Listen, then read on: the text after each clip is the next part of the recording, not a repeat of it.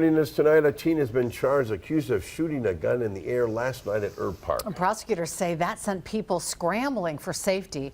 19-year-old Tyrese Simmons facing multiple charges, including second-degree recklessly endangering safety.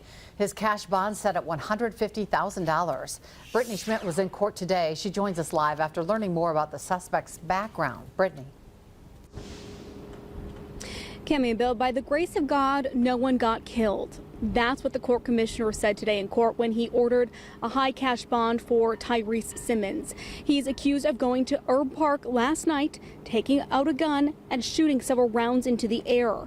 This isn't his first time doing this, according to the Deputy District Attorney Nick Grody.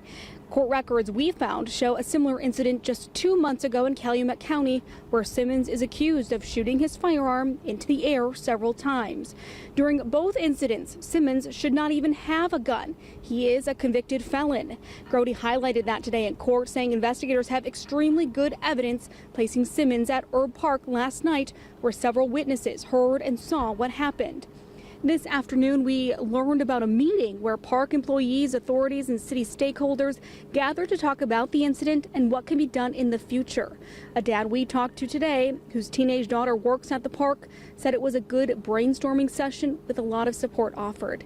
He says this is the second time his daughter has experienced gun violence while working there. She witnessed last year's shooting at the park where someone was injured.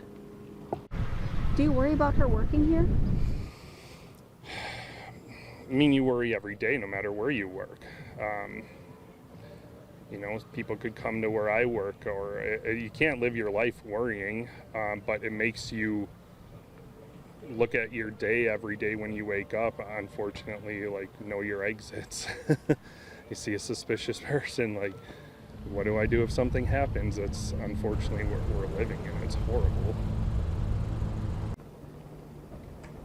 He says his daughter took the day off to decompress. He says she is strong, and he's proud of her for doing what needed to be done last night, helping others, becoming a leader when something like this happens. Reporting live in Appleton, Brittany Schmidt, Action 2 News.